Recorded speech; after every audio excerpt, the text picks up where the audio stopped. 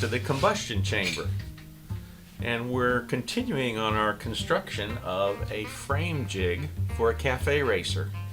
The next thing we're going to do is take a first stab at leveling our existing components here on the jig and getting this as accurate as we can, and then we're going to talk about another subject on our list, and that is rake. So we're going to start to take a few steps now to get everything that we've built so far as level as possible, using the level and addressing each corner with the goal to get this as level as possible, so we can start to address setting our steering head, steering neck rake here, and that's a key component that we'll have to talk about, how to get this set and positioned correctly. Okay, let's start this process of trying to get our frame jig level so far, and we're going to use our adjusters that we built in the first episode to start to get this dialed in more.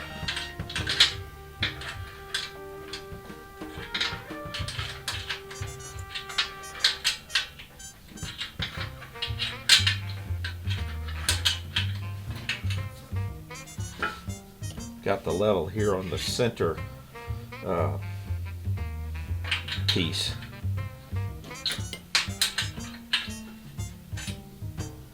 And it's a bit of a process to get it level. Everything you adjust seems to throw it off in a different place.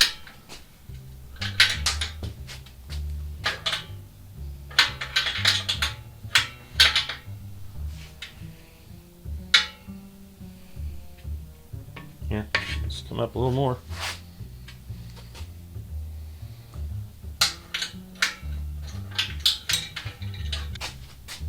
Okay, so let's take a look at our left and right level. It's pretty close.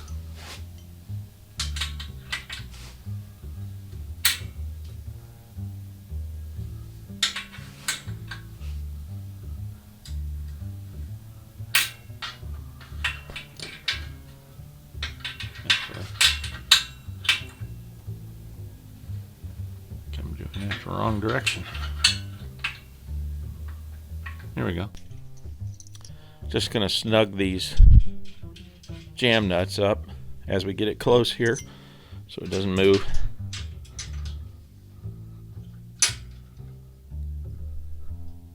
Not too tight.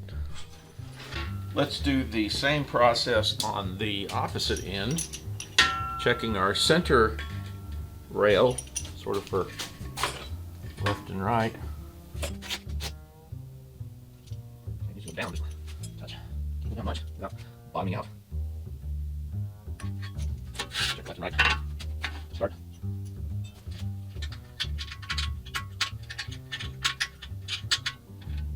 A little bit too far.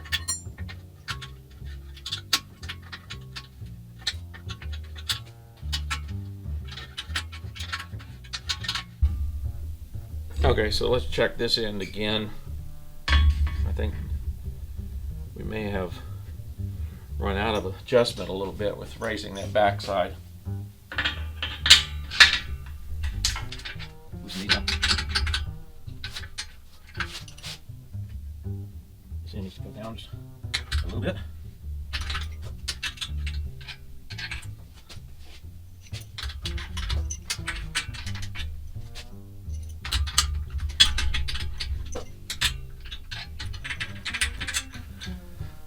Getting much closer. I mean, very close. But again, let's check our left and right. Up top. Where are we now? I mean, we are very close. Okay, again, I'm just going to snug these down. That we basically got the jig as we have it today, leveled, both left and right, top and bottom, here and on the base plate. Okay, so let's take a minute now and talk about rake. Rake is the angle of the steering neck of the motorcycle, and that is set by this piece right here on our frame jig. We use what's called centering cones. I'm going to add these. Here's the bottom one, which will centralize the neck onto the cone. And you're going to have a bottom cone, which locates it. And then you're going to have a top cone, which comes down from the top and centers this top, so that in the end, between the two cones, and then we'll tighten this down so that it can't move. Your steering neck is very well located, and it's also, as we talked about, it's a very repeatable location. Now, as we go, we may have to adjust this up or down, and we can add washers or move this set space locking collar. We can move this locking collar here up or down to get this location exactly where we want it, up and down. So we will put a spacer on here and tighten a nut and bolt eventually so that this can't move when we get our position established. And when we talk about rake is this angle right here, and you can see that I can still move it pretty easily. And so rake on a motorcycle is going to be this distance here from vertical backwards, creating this angle, which is going to be in the 23 to maybe 35 degree range here. Not a lot, but it makes a huge difference in the bike. You know, a MotoGP Ducati racer is going to have a very shallow rake because you want the bike to turn. You don't want to have to fight it to turn. Now, if you're building a chopper, you may pull your rake down to 35 degrees because you're really mostly going to be going straight and you want stability. You're not going to be doing, you know, a lot of street racing on your chopper. It's more about cruising.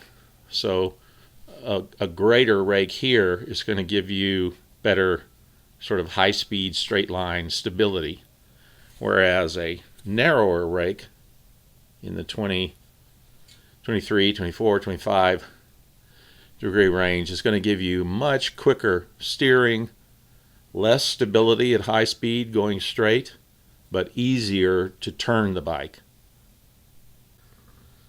And as rake comes back, it basically adds straight line stability, and you give up a little bit of the rapid turning feeling. It's all about feeling. As you go forward, the bike's going to, you know, as you go more vertical, the bike's going to tend to steer quicker, easier, with less effort, and be a little bit less stable when going straight at a higher speed. This is affected by other things like the forks you have, the offset in your forks, literally down to your wheel diameter, tire profile, swing arm setting. All of this stuff is interrelated, which creates what most riders tend to call the feel of the bike, how it feels. Okay, so another aspect of rake that we choose for our frame jig setting for our Café Racer is that rake is going to have a big impact on trail. There's a lot of good information on the internet and videos about rake and trail, so I won't go too far into that here, but just to kind of review the concept, I've just got a simple diagram here showing a bike with the steering neck here and an imaginary line extended from the steering neck all the way out here in space in front. We also have your forks, your front forks with a small offset here between the steering neck and the fork tubes. So those come down and connect to the front axle. And as we've talked about, this distance right here is your rake. And that is the angle from vertical of your steering neck. Generally, your fork tubes are going to follow that, but there are some triple trees out there that have an additional rake built into them, so we're not going to go into that. But anyway, this rake establishes this angle here. So the key point to notice is that if we extend this vertical line through your axle, that drops to the ground here. And then we look at this forward angle from the steering neck out here in space, in front of the axle, in front of the tire. That determines your trail. And your trail is this distance, and you can think of it this way. If we extend our steering neck, how far back does this front axle trail that point in space? So that's where the word trail comes from. And this trail number is very important in terms of the feel of the bike. Trail also gets into the concept of self-centering, and that is this sense that your handlebars want to go straight. They don't want to suddenly slam one way, left or right, as you're riding. They tend to want to self-center and go straight. A very important part of riding a motorcycle that, thank goodness, works. So anyway, we're going to talk about rake, we're going to talk about trail. There's an additional way to measure trail we won't get into here, but that actually takes into account your contact patch of your tire. But that's a little beyond us. And there's, like I say, there's lots of information out there. So let's look at we'll talk about rake, we'll talk about trail as we get into our Café Racer build here. You know, if you take your rake and you basically go vertical, all things being the same, not counting for your fork offset, you have zero trail, which is going to make a very sort of darty, unpleasant riding. If you ever, as a kid, got on a shopping cart and went down a hill, well, you found that you basically fell over in about 20 feet because you have no trail. In fact, you have negative trail. So trail is an important parameter that you have to balance with your rake, your fork offset, and your wheel size, axle position down there, length of forks, a lot of things. And we'll look at more of them. We'll look at the fork offset next. But trail, as you come back this direction, as you increase your rake, your trail is going to go up as your forks go forward out in front of the bike. And, you know, if you went crazy here, again, taking this to an extreme, if you go almost horizontal here, you may have a trail of 2 or 3 feet, you know, way too much. The bike will not go around the corner at all. So generally, we want our trail to be around 4 inches. That's my opinion. A lot of bikes are set up 100 millimeters or 4 inches for trail, because that gives you a good balance of feel in that the bike will turn, the bike will cruise, it'll go straight, it won't wander around. Those parameters tend to be evidence of a 4-inch or 100 millimeter trail. So it can be a little more, a little less, and it depends on a lot of other variables. And every rider has an opinion of the trail that they like. You may not be aware of it, but you sense it very quickly on the bike. Okay, so let's talk about fork offset. And I have actually this is a 35 millimeter Cheriani or Arches. I'm not sure exactly how you pronounce it, but Cheriani.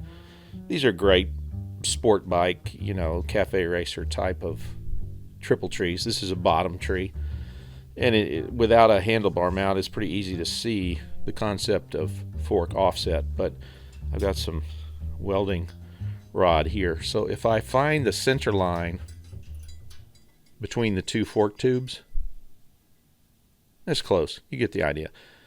Basically a center line, and then I mark the center line of our steering neck,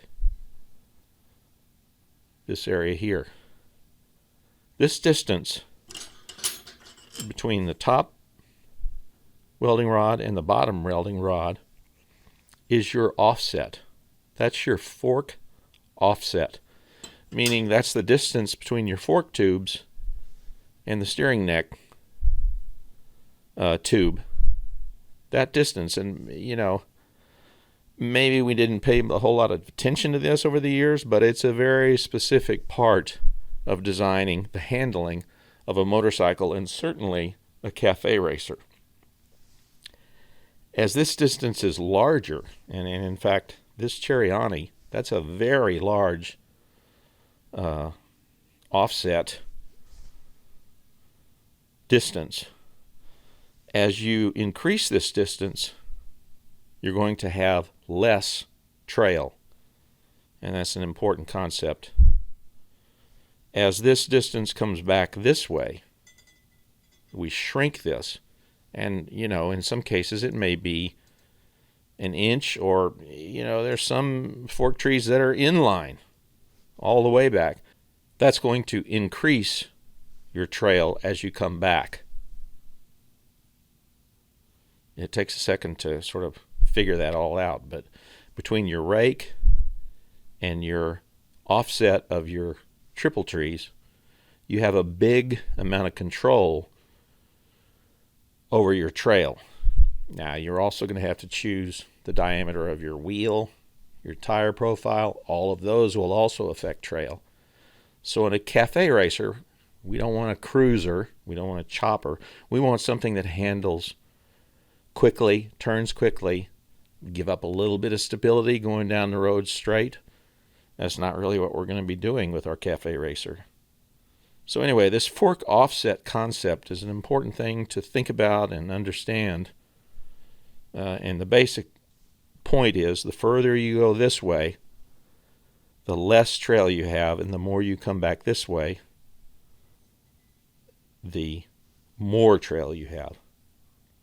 And again, we're shooting for that 100 millimeter, 4-inch area.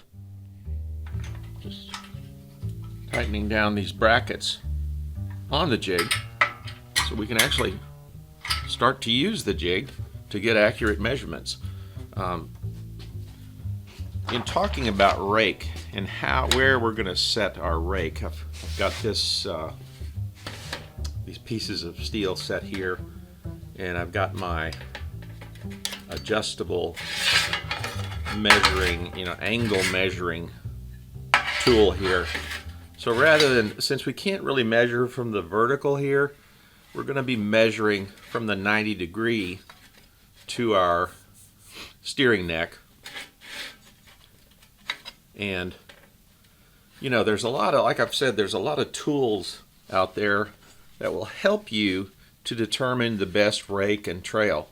Now, I kind of have my opinions on this, and there's some rake and trail calculators out there on the internet that will help you to sort of arrive at what you're looking for.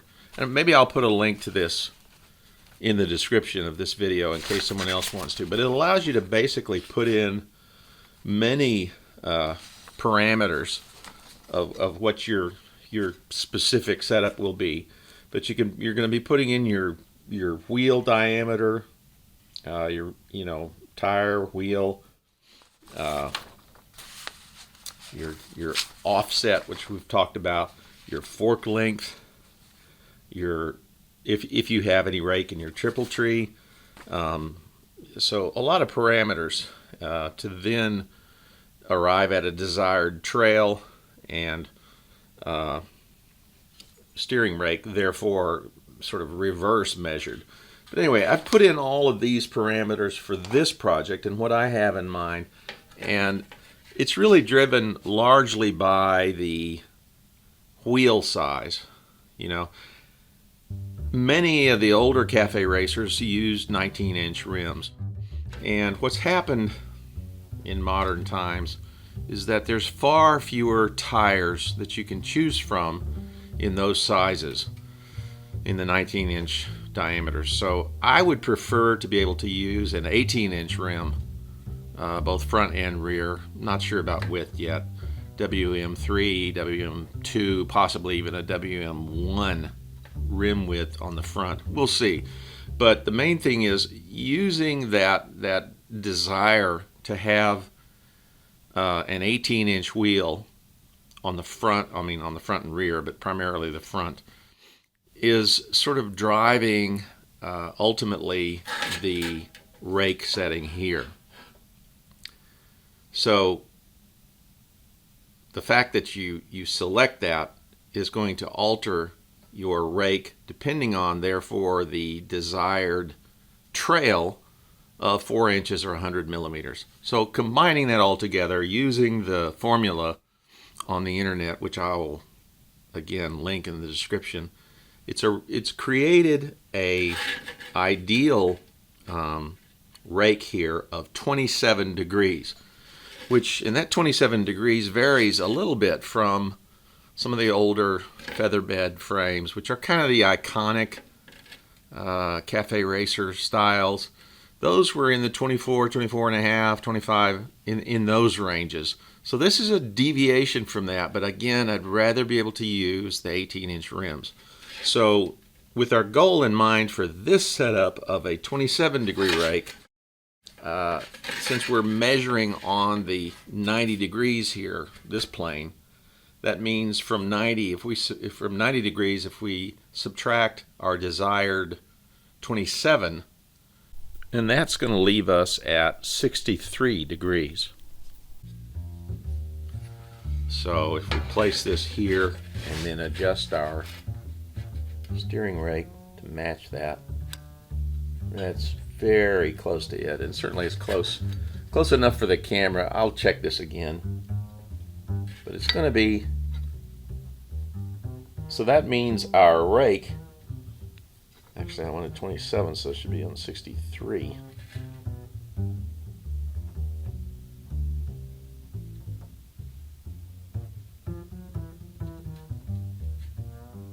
Here's 63. A little bit, bump it a little bit forward.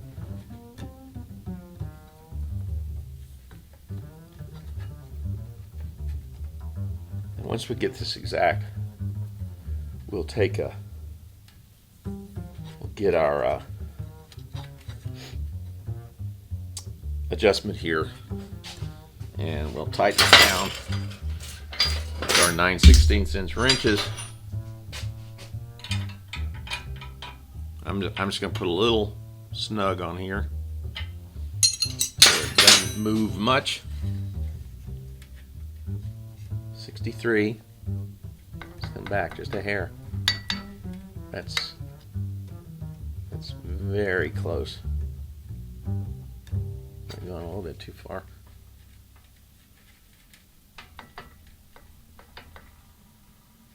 Okay, so that's basically a 27 degree rake. We'll go ahead and kind of go with this. We'll tighten it here. I may ultimately put a little weld tack here so that this sucker won't move at all. I'm also thinking of taking a piece of metal, probably a 1-inch wide strap, and run this down and tie it into our jig somewhere so that it, you can't move it in any way. We want this to be as set as possible. But for now, we're going to go with the 27 degree rake and kind of lock this in, and then move on to getting our frame tubes positioned. Now that we've gotten our steering neck roughly positioned at our 27 degree rake, I have gone ahead and added a frame tube, which will ultimately be a bottom frame tube. Again, this is based loosely on a NORTON featherbed type frame, which is a very common Café Racer frame basis. And I've taken this tube and I've added here one of the tabs that is actually used to locate the swing arm, among other things, and some engine mounts. But I'm going to use this to next attempt to position this bottom frame tube somewhere in our frame jig. So in order to get a reference point, I'm going to tack this swing arm tab to the frame tube, the bottom frame tube. I'm going to use that since I know where the swing arm and engine mount will be. I'll put that back up here as we saw before. And I'll use that to start to locate this bottom frame tube and where, relative to our bottom tube of our frame jig, this will go. So in other words, by tacking this on here, it's going to give us a starting point, if nothing else. Just a way to start. We may have to come back in and cut this free and adjust it again down the road. But you got to start with something. And so often it's hard to say exactly where to start. But I'm going to choose this one since I know this is a reference. And after we get it tacked on, we'll then mount it to our sort of jig engine and transmission mounts to get a relative position. We'll do that next. Just going to put a couple of tacks here to hold this contraption in place. Start down here.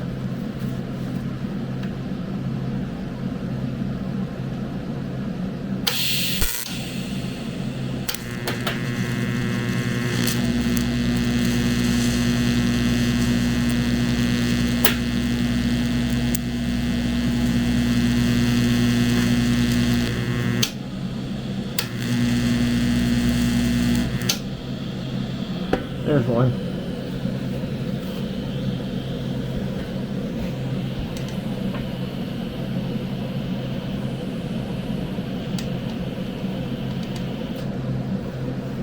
Hope to get an angle on this. Alright, this way.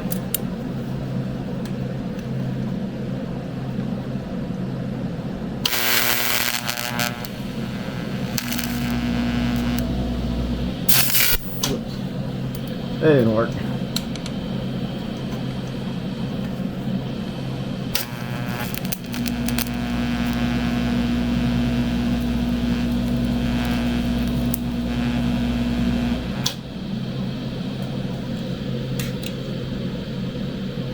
That will be enough to get us started.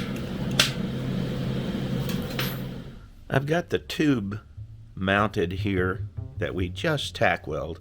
As you can see, a couple of tacks. And I have then bolted this to our mock-up motor, which I showed you in the last episode, that I'm using to kind of get a reference point here as to where everything goes. My goal with tacking this piece on was to set the distance of this lower frame tube and be able to then take a piece of support off of our center rail here that we'll then be able to clamp this onto without having to have our mock-up motor in place. So this is just a way to get, again, we're trying to create some kind of order out of this whole chaos here of what we've got. And you got to start somewhere. There's not always a good place to stop. And so we can see that the bottom frame tube comes under our primary side case, pretty well. I've still got this later Commando isoelastic mount on the front of this Atlas case, which is, kind of a long shot. I'd like to try to see if I can find a way to make that work. As you can see right up in here, it's close. It's a very tight fit, so it's going to take a little massaging to get that on there. If we look up higher, when we talked about our rake setting earlier, I can see that these frame tubes are going to line up pretty well in terms of tacking into our steering neck and coping that, which we'll get into later. But just in getting this part so far set up here, I can see that I've actually already got a couple of issues that are affecting how well this fits. As we said, the isoelastic mount here is a problem, and a problem that's less obvious to the camera is that this frame tube needs to go further that way. I can see its natural places over here, and well, it's going to have to tack in here, so it needs to be here. So that's going to mean that I'm going to have to cut through these welds that I just made which is fine. That's why I just did them very small, so that down here the tube can go further. I think it's going to end up having to go further out to then make this bend up here and pull this piece in here. So we'll do that next, just to try to get this roughed into position before we can really go much further. Again, the goal here is to get this bottom frame rail set, tied into this, our center rail of our frame jig. So it's, you know, it's going to take a little tweaking here to get this thing all together. But I got a little bit of clearance there, so we're getting close. I'll cut through these and move this over a little bit next. Unfortunately, this is a process of 2 steps forward and sometimes 1 step backwards, so we'll just cut this free.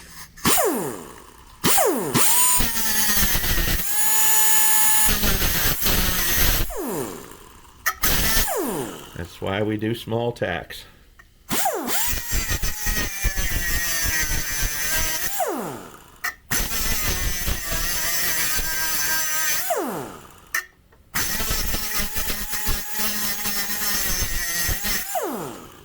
Let's see if we're even close.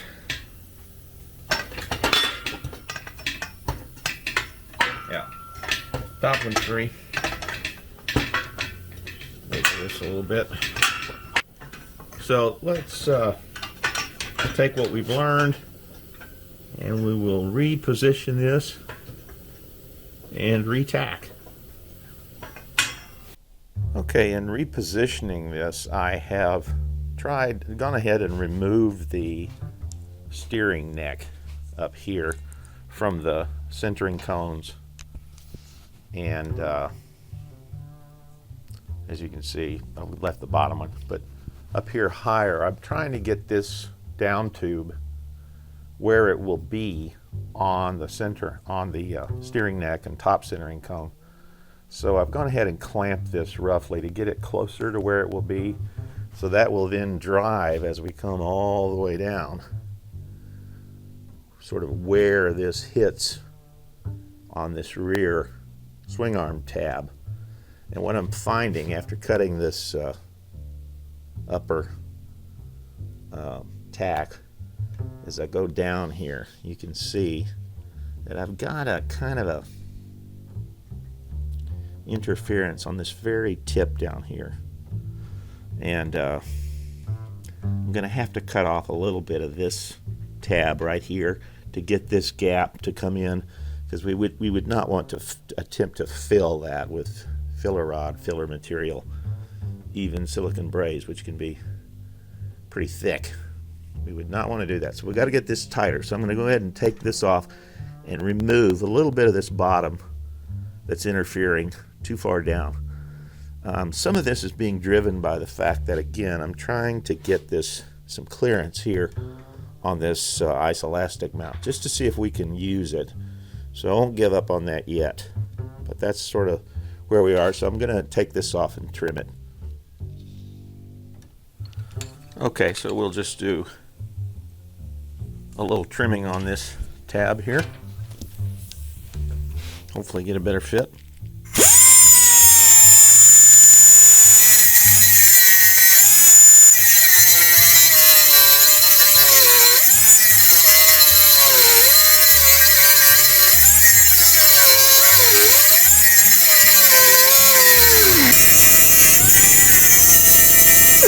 Okay, let's check it for fit. I've got this swing arm tab back on, and let's, trimming this little area down here has really helped shift a lot of things around, and I'm feeling much better about this fit. We've got the gap here much better, a little bit of gap to fill, but it kind of is what it is. I might be able to tighten that just a touch, but what this allowed is a better alignment, and you can just see roughly here I've got the bottom rail very close to centered here and level. So that's a good sign. It's also pretty level back here. If I can get that in the shot. Yep, there we go. So we're getting, you know, it's a good sign when this, it's leveled in one direction and also can be level in another direction down here. Another thing I'm seeing is that with this 3/4 inch square piece of tubing, I can just slide this in and I can see that this is going to be a nice piece to ultimately weld onto our center rail that we spent so much time lining up in the first episode here. That is going to just touch the bottom rail here. So, you know, we don't have to get into, you know, fractions of an inch, and if this 3/4 of an inch will be nice and level and we can go on both sides with that, that's going to allow us to place these lower guides for the frame tubes much easier. And that's kind of the goal of this whole exercise. I'm also seeing better clearance up here in the front. I do have an old, I'll get it here, an old inner primary that will also fit on here, because I think it's important, you know, again, when we finally bolt this thing all together, not to have a lot of interference on this bottom frame rail with the inner primary. In other words, it has to have enough clearance so that the vibrating engine doesn't touch the frame tube. So that'll be something we'll look at soon. Anyway, for now, I'm going to go ahead and re-tack our places here and down here somewhere to get this into position, and then we can start to address leveling the tubes off of our base rail. That's the goal. Okay, let's re-tack this. Make sure we don't move it.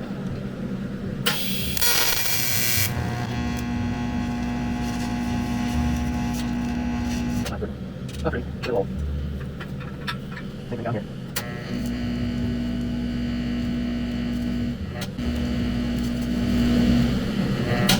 You have to take a little care on these tacks, because just the thickness of this almost 1/4 inch swing arm tab, if you have to heat this first, otherwise you will blow a hole in your tubing. So, yeah, careful with heat. Okay, just gonna cut these cross pieces for the bottom of the frame rail to catch the lower frame tubes. You know, these chop saws are not really all that accurate. One problem with these is that this blade can flex just a little bit. So, you know, we got to push enough to cut it, but we don't want to push too hard and flex that. And once it flexes, it goes off at an angle and just makes a big mess.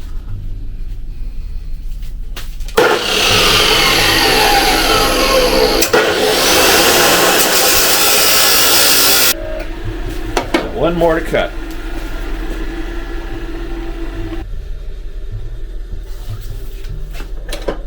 All right, I've measured this out to get basically a 12-inch piece, which will be 4 inches on either side of our bottom frame rail.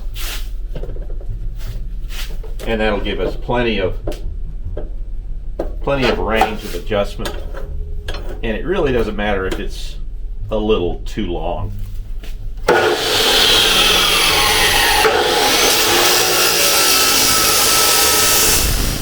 Next, I'm going to try to get a better point of reference from the center of the steering neck here down, all the way down here to this bottom frame rail, where you can see how far back that center line goes, because there's some measurements I need to take backwards towards our mock-up motor and kind of where these frame tubes hit.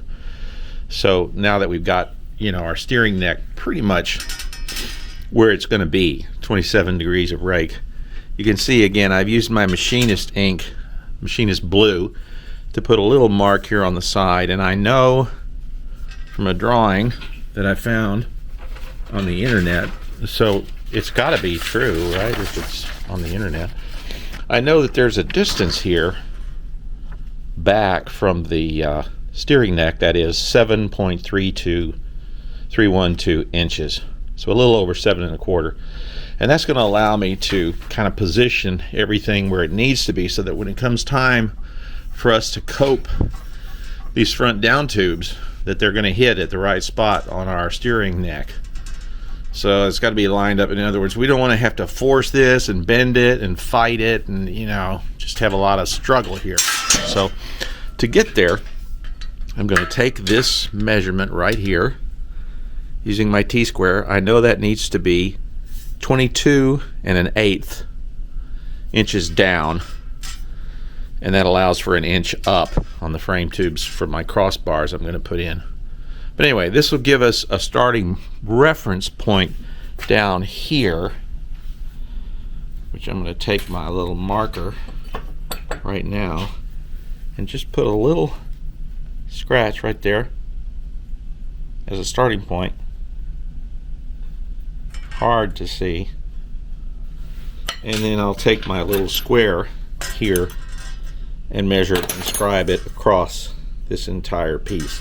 So that'll be our reference point as to where the neck up here hits, and then how far back we need to go with this whole assembly here that we've been working on. Hopefully it'll make more sense here in just a minute. And you can also see these two pieces that I cut on the chop saw just a minute ago. They are going to slide in here under the engine, and that's what I'm going to basically mark or create I'll put an L bracket back here, and we'll be able to clamp this down at the proper height off of our base plate here.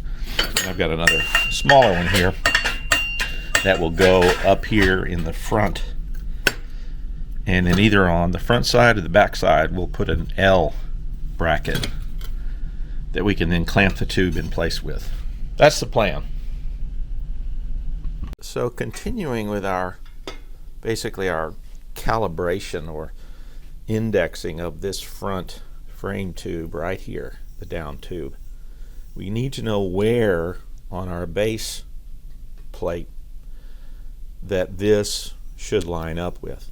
And we have that measurement from a drawing that I found, and you know, it's basically this measurement right here. Line this up. It's 7.312, so 7 5/16, basically 7.313, and that gives us this distance between the steering neck center line and the center line of this down tube taken down to the base. Anyway, these numbers, you know, when you find stuff on the internet and you're attempting to use it, well, these are actually a little bit off because I'm using a different steering rate, as we talked about. I'm going to be using 27 degrees rather than 24.5. So anyway, it's all kind of more or less taken with a grain of salt, but as I've said, it's a starting point, and somehow you just have to start. So this line that goes down from the steering tube up here, that is the center line of that, and it's basically a 1/2 inch from this edge here on our frame jig. So I'm going to take and add that 1/2 inch and measure all the way from here, and then add to that 1/2 inch the 7.312 or 7 5/16 to get this point in space here on the base plate as to where that 7 inches will fall. And again, it's not perfect, but you know, it's going to be pretty close actually. So I'm going to scribe this. I put some more machinist ink on here, which is just a great way to make things show up on steel, which is hard to see often. Okay, so just scribing that. Hopefully it'll show up, and I'll try to zoom in here so you can see it, but I can see it here.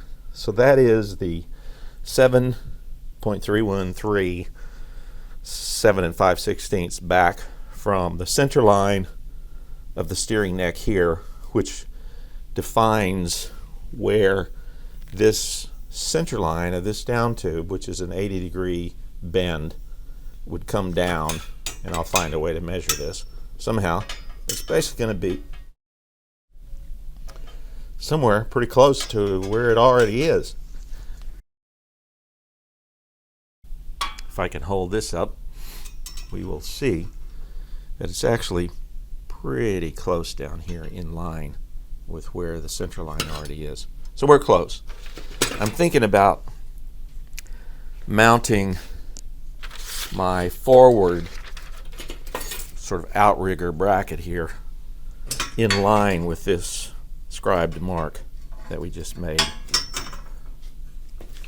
Got to get the light on it, but basically right there, so that and I'll weld this in place here so that this measurement will sort of be forever a part of this frame jig, and I can use the face of this 1-inch square tube to always find that distance from the steering neck. So it's just good to have some way sort of set in stone here, and we'll weld that on there next. I've got the cross piece here that will ultimately again support our frame rail. I've got it in place on our scribed line, 7 5/16 from our other scribed line, which marks the steering neck center line. So I'm going to go ahead and tack this. I've taken my little machinist square here and checked both sides. I've got it lightly held in place with a couple of magnets. Don't want to bump anything, but it's pretty accurate. It's more accurate than it needs to be. This is just to support the left and right. It's not critical. You know, we want to get it close in case we have to use it for something else. But I'll go ahead and put a tack on here.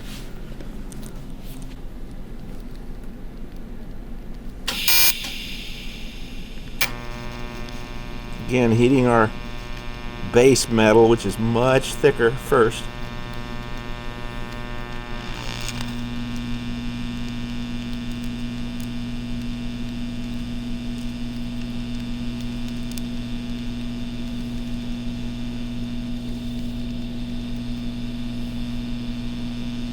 Okay.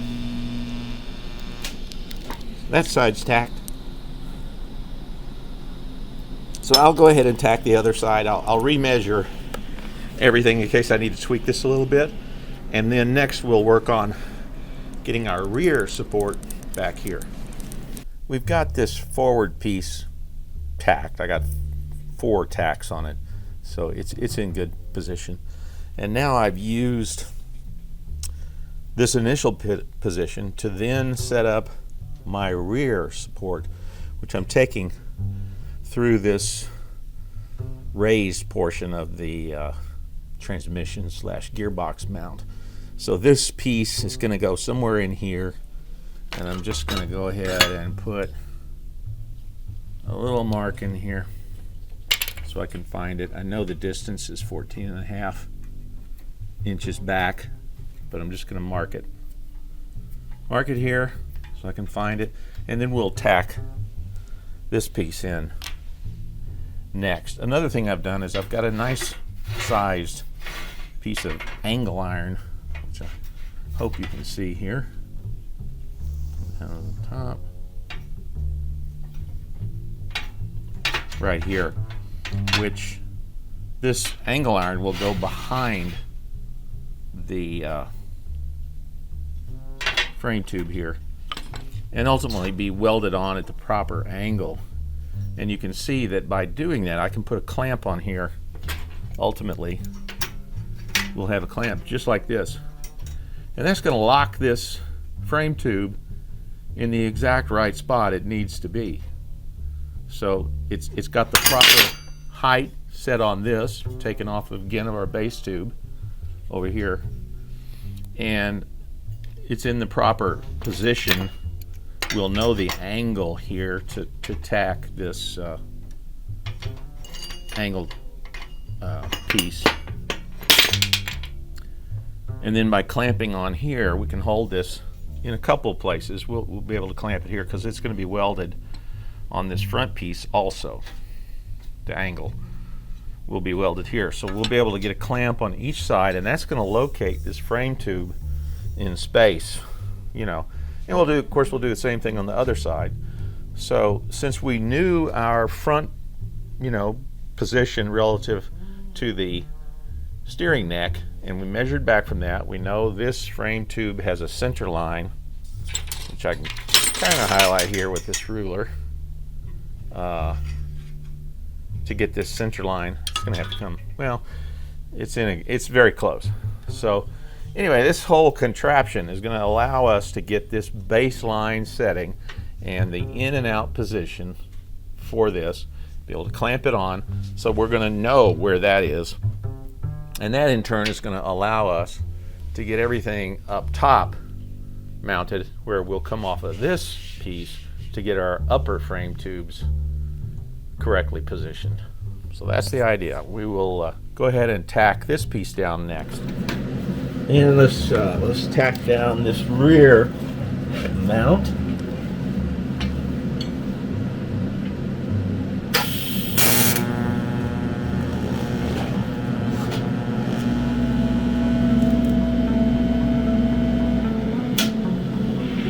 Okay. That'll hold that. In this episode, we spent some time getting our rake set on our steering neck using the 27 degrees of rake. And we talked about how we arrived at that number. And we also started to get our lower frame rails located using our center beam here on the frame jig. And I'm hoping you can start to see sort of the madness to our method. Or wait, is that method to our madness? It works either way, actually. And in our next episode, we're going to start to locate our rear swing arm mount. And we're going to start to get into some of the issues related to coping our front down tubes onto the steering neck. In other words, we will learn how to cope with coping.